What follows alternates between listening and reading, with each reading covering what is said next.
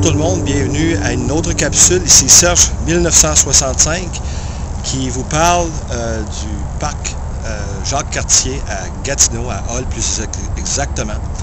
Et le thème que j'aimerais aborder avec vous aujourd'hui, c'est les temps de la fin dans lesquels nous sommes aujourd'hui. Si vous regardez bien autour de vous, on voit que les choses ne tournent pas rond et le Seigneur avait prédit qu'il reviendrait. Et nous sommes dans cette époque où les signes donnés par Jésus en Matthieu 24, ou que ce soit dans les prophètes au travers qu'on retrouve dans l'Ancien Testament comme Daniel ou les autres prophètes, nous ont donné à peu près au-dessus de 1845 prophéties annonçant la deuxième venue du Seigneur Jésus. Et ce que Jésus a toujours demandé, comme j'ai dit dans les autres capsules, c'était pas nécessairement qu'on le suive en religion, mais en relation personnelle. Et pour ce faire, il faut une nouvelle naissance. Et comme Jésus a dit, il vous faut naître de nouveau. Eh bien, c'est une naissance spirituelle dont il parle et qu'on retrouve en Luc, chapitre 11 et verset 13, où Jésus dit « Si donc vous qui êtes méchants, vous savez donner à vos enfants des choses bonnes, combien plus le Père qui est du ciel donnera-t-il l'Esprit Saint à ceux qui le lui demandent? » Eh bien, chers amis, moi je vous invite à demander l'Esprit Saint, à demander cette nouvelle naissance qui vient d'en haut, que nul homme ne pourra jamais vous donner. Une fois que cette naissance aura eu lieu, qui vient d'en haut, comme ce qui est corroboré aussi en Jean chapitre 1, on peut voir aussi que la nouvelle naissance n'est pas de la volonté de la chair, mais la volonté de Dieu. Et ce que Jésus vous appelle à faire, c'est, comme vous savez comme moi, que Jésus est la figure la plus importante de toute l'histoire. Et on sait que Jésus est bon. Jésus qui nous demande d'être ses disciples, ce qui implique aussi une discipline quotidienne, à lire sa parole et à comprendre ce qu'il dit par le pouvoir de l'Esprit Saint. Car la pensée charnelle seule ne suffit pas pour comprendre des écrits qui sont spirituellement discernés. Eh bien, maintenant qu'on a vu ce que Jésus nous a dit en Luc 11-13, on se transporte maintenant en Jean chapitre 1 et versets 12 et 13, où Jésus dit, où Jean explique, « Mais à tous ceux qui l'ont reçu, Jésus, il leur a donné le droit d'être enfants de Dieu, savoir à ceux qui croient en son nom, lesquels sont nés non pas de sang, ni de la volonté de la chair, ni de la volonté de l'homme, mais de Dieu. » Une fois cette naissance acquise par l'Esprit Saint, vous allez devenir une nouvelle personne, vous allez être transformé. Ça veut dire que vous allez avoir des nouveaux désirs, celui de suivre Jésus par l'Esprit et non par la chair. Et pour ce faire, pour marcher dans cette discipline par l'Esprit Saint, on se transporte au livre des Galates, au chapitre 5, où l'apôtre Paul nous dit « Marchez par l'Esprit et vous n'accomplirez pas la convoitise de la chair » en Galates 5-16. Mais juste un peu plus bas, au verset 22, 23 et jusqu'à 25, on nous donne les fruits de l'Esprit, les traits qui font qu'on puisse remarquer si vous êtes un disciple de Jésus ou non. Mais le fruit de l'Esprit est l'amour, la joie, la paix, la longanimité, la bienveillance, la bonté, la fidélité, la douceur, la tempérance. Contre de telles choses, il n'y a pas de loi. Ce que ça veut dire ici, c'est que si vous êtes aujourd'hui sans Jésus, vous êtes sous la loi, avec les 10 commandements comme principe parfait pour vous juger si vous étiez pour mourir dans les 30 prochaines secondes. En acceptant Jésus comme sauveur, vous vous placez sous la grâce. Ça veut dire que vous n'êtes pas condamné par la loi. Et pour faire un bon disciple, Jésus aussi nous demande d'avoir de la discipline, bien sûr, être les disciplinés, les saints qui vont marcher, devenir des bons soldats en Jésus-Christ. Eh bien, on se transporte maintenant à la deuxième lettre de Pierre, seconde épître de Pierre, qui nous donne les 7 piliers de la foi, mais de la discipline aussi. On se transporte au verset 5.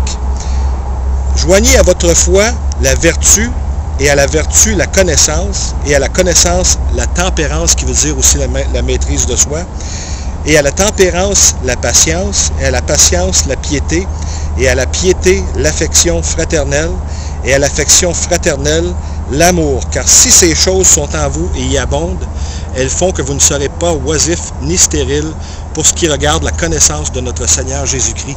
Et c'est exactement aussi un écho, non seulement de la discipline, mais pour connaître Jésus-Christ, connaître sa personne, nous qui sommes appelés à l'imiter et à marcher dans ce monde, et non pas à faire partie du monde, mais à être extrait du monde, parmi le monde, mais extrait du monde, si on peut s'exprimer ainsi, c'est-à-dire d'être différent.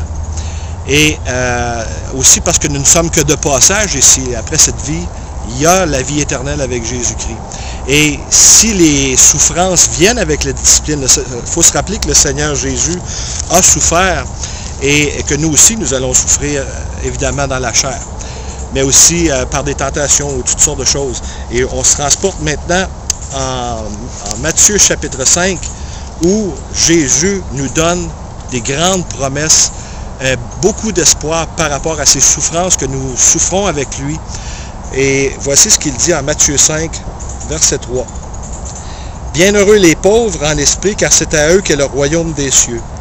Bienheureux ceux qui mènent deuil, car c'est eux qui seront consolés.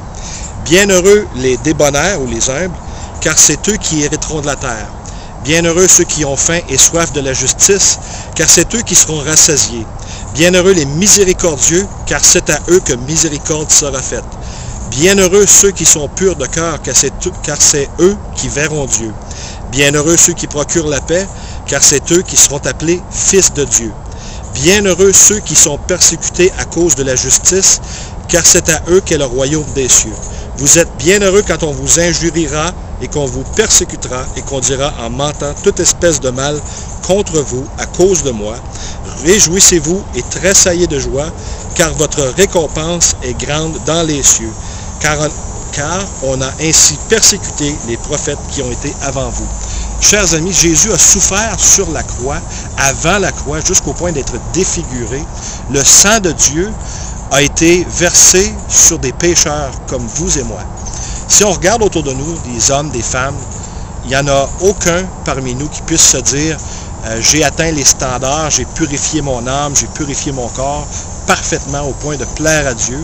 Eh bien, quand vous allez voir que Dieu est miséricordieux et qu'il attend simplement que ses enfants se tournent vers lui d'un cœur repentant, parce qu'il faut se repentir, il faut être capable de dire avec réalisme, c'est la vie que j'ai menée, avec ma conscience, j'ai fait des mauvais choix, eh bien je me tourne maintenant vers Dieu à 180 degrés et je suis Jésus-Christ dans la direction où il va m'emmener en lisant sa parole, en l'intériorisant, en la mettant dans mon cœur chaque jour afin d'être bien nourri spirituellement.